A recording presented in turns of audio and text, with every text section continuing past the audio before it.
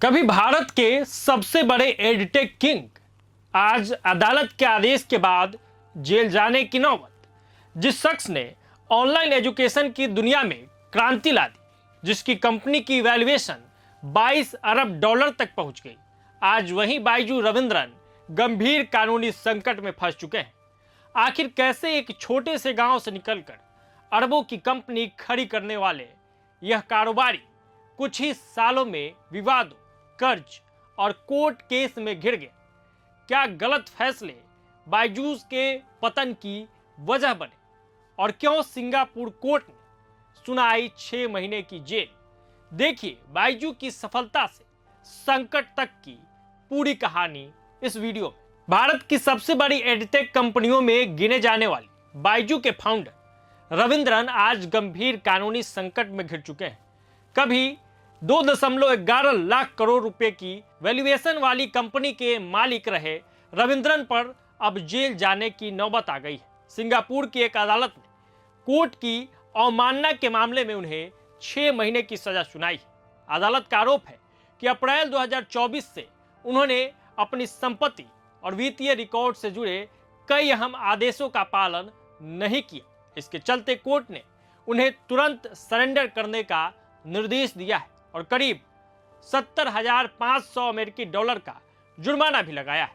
बताया जा रहा है कि यह पूरा विवाद कतर इन्वेस्टमेंट अथॉरिटी की सहयोगी कंपनी कतर होल्डिंग्स से जुड़े वित्तीय मामले को लेकर चल रहा है। अब जानिए कि गांव के टीचर से टेक दुनिया के स्टार बनने तक के पूरे सफर को। बाइजू रविंद्रन पेशे से इंजीनियर रहे हैं। उन्होंने अपने टैलेंट और मेहनत के दम पर केरल के छोटे से गांव अजीकोट से निकलकर दुनिया भर में पहचान बनाई। शुरुआत में वो अपने दोस्तों को कैट परीक्षा की तैयारी करवाते थे। इसी दौरान उन्हें अपनी शानदार टीचिंग स्किल का एहसास हुआ। धीरे धीरे उन्होंने बड़े स्टेडियमों में हजारों छात्रों के साथ पढ़ाना शुरू किया। फिर साल 2015 में पत्नी दिव्या गोकुलनाथ के साथ मिलकर think and learn private limited के तहत बायजूस लर्निंग ऐप लॉन्च किया। उसी दौर में स्मार्टफोन और ऑनलाइन एजुकेशन का विस्तार तेजी से हो रहा था, जिसका सबसे बड़ा फायदा बायजूस को मिला। विजुअल लर्निंग मॉडल की वजह से ऐप देश भर में बेहद लोकप्रिय हो गया और देखते ही देखते बायजू देश के बड़े कारोबारियों में गिने जाने लगे। जब कंपनी पहुंची 22 अरब डॉलर की वैल्यूएशन पर, अब इसकी भी कहानी समझिए। साल 2020 में कोरोना महामारी के दौरान जहां दुनिया संकट से जूझ रही थी, वहीं बायजूस की किस्मत तेजी से चमक रही थी। स्कूल कॉलेज बंद होने के कारण ऑनलाइन पढ़ाई का चलन बढ़ा और कंपनी का जबरदस्त फायदा हुआ। इस दौरान उसने आकाश एजुकेशन सर्विसेज और व्हाइट हैट जूनियर जैसी बड़ी कंपनियों का अधिग्रहण किया। लाखों नए छात्र प्लेटफॉर्म से जुड़ते चले गए। साल 2022 तक कंपनी की वैल्यूएशन 22 अरब डॉलर के पास पहुंच गई।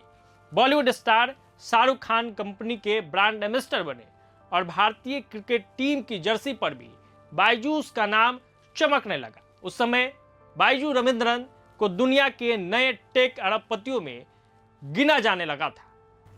बताया यह जाता है कि तेजी से मिली सफलता ने बिगाड़ दिया खेल।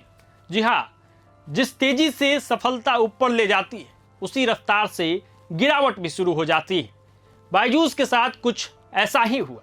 कंपनी पर बिना ठोस प्लानिंग के मार्केटिंग करने, पेरेंट्स पर एजुकेशन लोन का दबाव बनाने, कॉर्पोरेट गवर्नेंस में कमजोरी और वित्तीय अनियमितताओं जैसे गंभीर आरोप लगने लगे। धीरे धीरे विदेशी निवेशकों का भरोसा कंपनी से उठता चला गया। अंदरूनी हालात भी खराब होने लगे और कई बोर्ड मेंबर्स ने इस्तीफा दे दिया।